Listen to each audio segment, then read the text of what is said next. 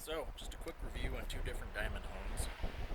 They're both linked in the video description below. This one is a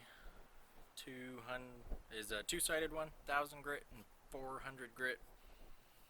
This one did not hold up nearly as well. I got through about 3 blades before I got fed up with it. And you can see the blades that I was sharpening. They're pretty substantial.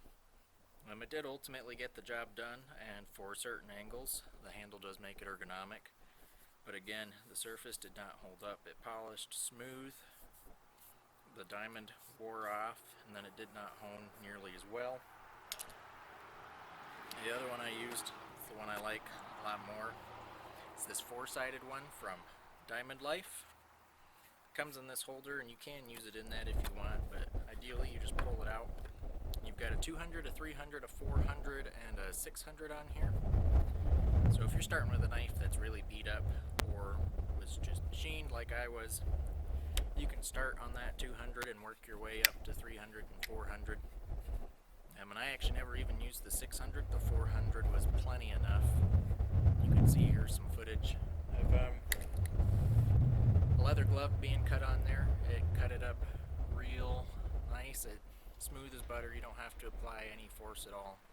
Made for a pretty deadly sharp blade there. So yeah, that's all I really have to say about it. The 4-sided one held up a lot better, and it sharpened a lot faster because you have those coarser grits to work with. And probably part of the reason it held up better was because you can run through those coarser grits without burning up all your finer 400 or 600 on a rough edge.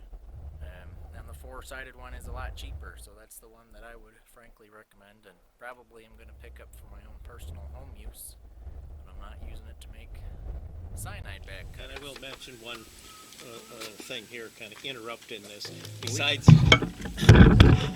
fact that Bert is our main star of the program, this one here, reviewing these, I saw on the Amazon reviews of these same units and in one of the instruction sheets talking about putting water on it, which we did not. We used these dry.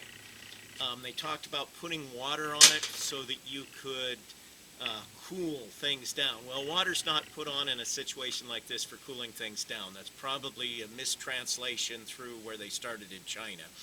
What normally you will do is you will put some kind of oil on here, and the reason for that is to clear the cuttings out so that they come out easier.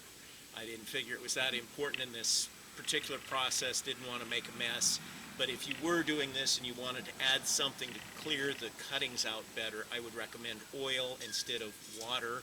Some of the people mentioned about the stones, the steel part of the stone rusting because they used water on it, and the mistake was not the stone, it's using water on it, even though the instructions said so.